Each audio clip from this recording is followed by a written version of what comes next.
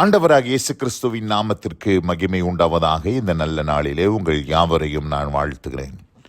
இந்த நாளின் தியானத்திற்கு என்று தெரிந்து கொள்ளப்பட்ட வேத பகுதி 1 சாமுவேல் 16 அதிகாரம் 7 வசனம். 1 Samuel chapter 16 verse 7. கர்த்தர் சாமுவேலை நோக்கி, நீ இவனுடைய முகத்தையும் இவனுடைய சரீர வளர்ச்சியையும் பார்க்க வேண்டாம். நான் இவனை புறக்கணித்தேன். மனுஷன் பார்க்கிறபடி நான் பாரேன். மனுஷன் முகத்தை பார்ப்பான், கர்த்தரோ இருதயத்தை பார்க்கிறார் என்றார். ஆமென். பிரியமானவர்களே, நான் வாசிக்க கேட்டதான வார்த்தைகள் தேவனாகிய கர்த்தர் சாமுவேல் இடத்தில் பேசின வார்த்தைகள் என்பதை அறிந்திருக்கிறோம். எந்த சூழ்நிலையிலே தேவன் சாமுவேலிடத்திலே இந்த வார்த்தைகளை பேசினார் என்று சொன்னால், ஈசாயினுடைய வீட்டிற்கு சாமுவேல் ஈசாயின் குமாரரில் ஒருவனை இஸ்ரவேலின் ராஜாவாக அபிஷேகம் செய்வதற்காக அங்கே கடந்து வந்திருக்கிறார். இந்த சூழ்நிலையில தான் ஆண்டவர் இந்த வார்த்தைகளை பேசுகிறார். எப்பொழுது பேசுகிறார் என்றால், ஈசாய்க்கு 8 குமாரர்கள் இருந்தார்கள். 7 பேர் அன்றைய தினம் சாமுவேல் வந்திருந்த அன்றைய தினம் அந்த வீட்டிலே இருந்தார்கள். 8ஆவதாக ஒருவன் இருந்தான், அவன்தான் தாவீது. அவன் வனாந்தரங்களிலே ஆடுகளை மேய்த்து கொண்டு இருந்தான் என்பதை நாம் அறிந்திருக்கிறோம். ஆனால் ஈசாய் என்கிற தாவீதின் தகப்பன் தாவீதை அழைக்கவில்லை, பலி விருந்துக்கு அழைக்கவில்லை. அழையாமல் அவனை அலட்சியம் செய்து அவனை ஒரு பொருட்டாக எண்ணாமல் அவனை விட்டு விட்டார்கள். சொந்த தாய் தகப்பனை அவனை விட்டாங்க. விட்டுட்டு 7 பேரை மாத்திரம் சாமுவேலுக்கு முன்னதாக ஈசாய் பார்த்தீங்கன்னா ப்ரெசன்ட் பண்ணுறார். இந்த 7 குமாரரை இதில் ஒருத்தனை தெரிந்து கொள்ளுங்கன்னு சொல்லி. அப்போது சாமுவேல் பார்த்த உடனே அங்கே அவர்கள் வந்தபோது 6ஆம் வசனத்தை வாசிக்கிறேன். அவன் எலியாபை பார்த்தவுடன், கர்த்தரால் அபிஷேகம் பண்ணப்படுபவன் இவன்தானாக்கும் என்றான். எலியாபு நல்லா வாட்ட சாட்டமாக, நல்ல உயரமாக, நல்ல ஒரு வீரனை போல, ஒரு பராக்கிரமசாலியை போல இருந்ததினாலே சாமுவேலுக்கு, ஏனென்று சொன்னால் இதற்கு முன்னதாக இருந்த ராஜா சவுல், அவன் இஸ்ரவேலில் எல்லார பார்க்கிலும் உயரமுள்ளவனாக இருந்தான், பராக்கிரமசாலியாக இருந்தான். அதனால் அது போலவே தேவன் மறுபடியும் தெரிந்து கொள்ளுகிறார் என்பதை அவன் புரிந்து கொண்டு எலியாபை பார்த்து இவன்தானாக்கும் என்று சொல்லி சாமுவேல் தன் இருதயத்திலே சொல்லி கொண்டிருந்த பொழுதுதான் கர்த்தர் பேசுகிறார்.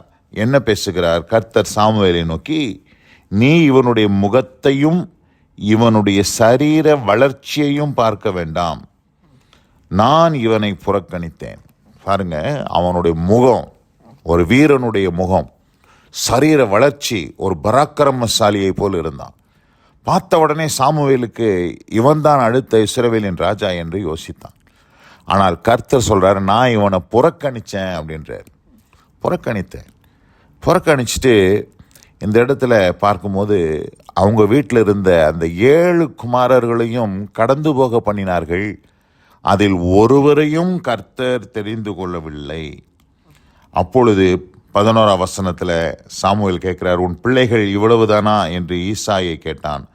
அதற்கு அவன், இன்னும் எல்லாருக்கும் இளையவன் ஒருவன் இருக்கிறான், அவன் ஆடுகளை மேய்த்து கொண்டிருக்கிறான் என்றான். அப்பொழுது சாமுவேல் ஈசாயை நோக்கி, அவன் இங்கே வருமட்டும் நான் பந்தி இருக்க மாட்டேன் என்றான்.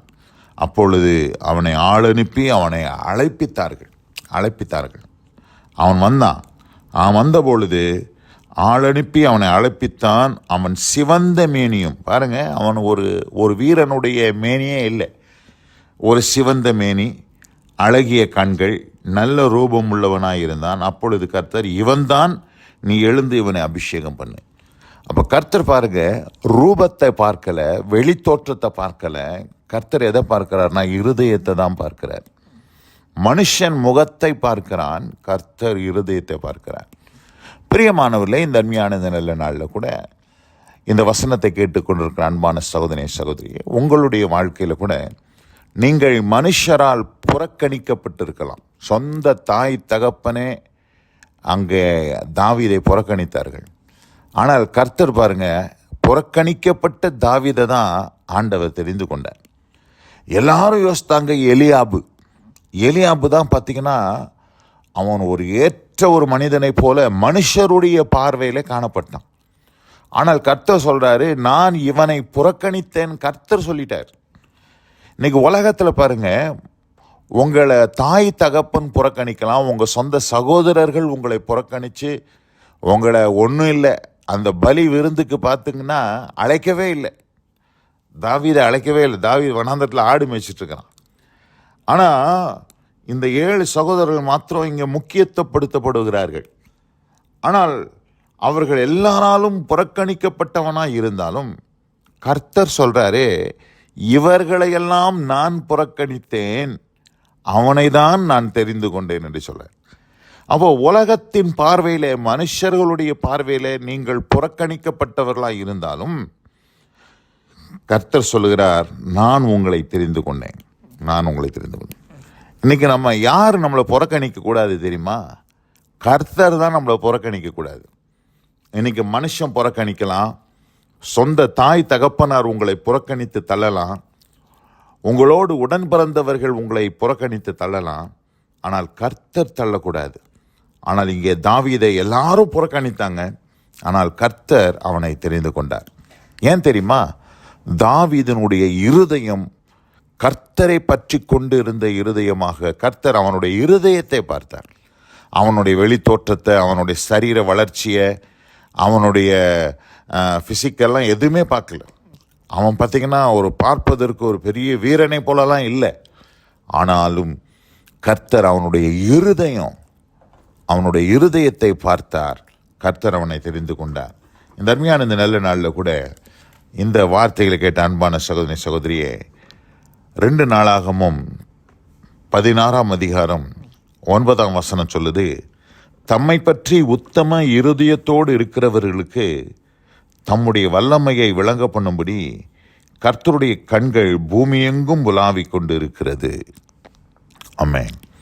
கர்த்தருடைய கண்கள் யாரை பார்த்துட்டு இருக்குதுன்னா, அவரை பற்றி உத்தம இருதயத்தோடு இருக்கிறவங்களுக்கு அவருடைய வல்லமையை வெளிப்படுத்தணும், அவருடைய வல்லமையை அவர்களுக்கு காண்பிக்கணும் என்று சொல்லி கர்த்தருடைய கண்கள் இந்த பூமியிலே உலாவிக் கொண்டு இருக்கிறது.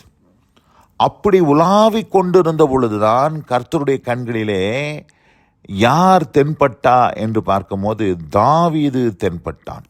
ஏனென்று சொன்னால் அவன் கர்த்தருக்கு உத்தம இருதயத்தோடு கர்த்தரை பின்பற்றுகிறவனாக இருந்தான். அப்போதான் கர்த்தர் அவனை தெரிந்து கொள்கிறார். எலியாவை தெரிந்து கொள்ளலை, மற்றவர்களை தெரிந்து கொள்ளலை. பிரியமானவர்களே, இந்த அருமையான இந்த நல்ல நாளில் உலகத்தின் பார்வையில் இன்னைக்கு நிறைய பேர் அங்கீகரிக்கப்படுகிறார்கள். உலகத்தின் பார்வையில் நிறைய பேருக்கு அவர்கள் அங்கீகாரம் பெறுகிறார்கள். அதை குறித்து நீங்கள் கவலைப்படாதீங்க. தேவன் உங்களை அங்கீகரித்திருக்கிறார். உங்கள் இருதயம் கர்த்தரை பற்றி கொண்டு இருப்பதினால் உலகத்தின் மனுஷர் உங்களை புறக்கணித்து தன்னா கூட கர்த்தர் உங்களை சேர்த்து கொண்டார். அதனால் இந்த அருமையான இந்த நல்ல நாளிலே மனுஷன் முகத்தை பார்க்கிறான், கர்த்தரோ இருதயத்தை பார்க்கிறார் என்ற வார்த்தையின்படியாக இந்த நாளில் கர்த்தர் உங்கள் இருதயத்தை பார்த்திருக்கிறார், உங்களை சேர்த்து கொள்ளுவார். நீங்கள் கவலைப்பட வேண்டாம். ஆண்டவருக்கு உத்தம இருதயத்தோடு அவரை சேவியுங்கள். கர்த்தர் உங்களை மகிமையான காரியங்களை உங்கள் வாழ்க்கையில் செய்தவர்களை ஆசீர்வதிப்பார். இந்த வசனத்தை கேட்டவங்க ஒவ்வொருவரையும் கர்த்தர் தாமே ஆசீர்வதிப்பாராக. God bless you all. Amen. Amen.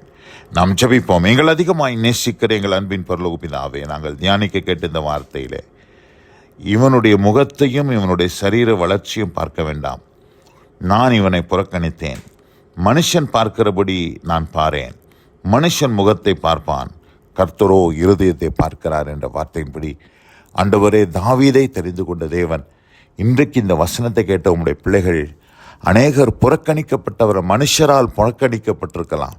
ஆனால் கர்த்தர் நீர் அவர்கள் இருதயத்தை பார்த்து உம் மண்டையிலே சேர்த்து கொண்டபடியால் உம்மை ஸ்தோத்திரிக்கிறோம். வசனத்தை கேட்ட பிள்ளைகள் ஒவ்வொருவரையும் ஆசீர்வதிப்பீராக.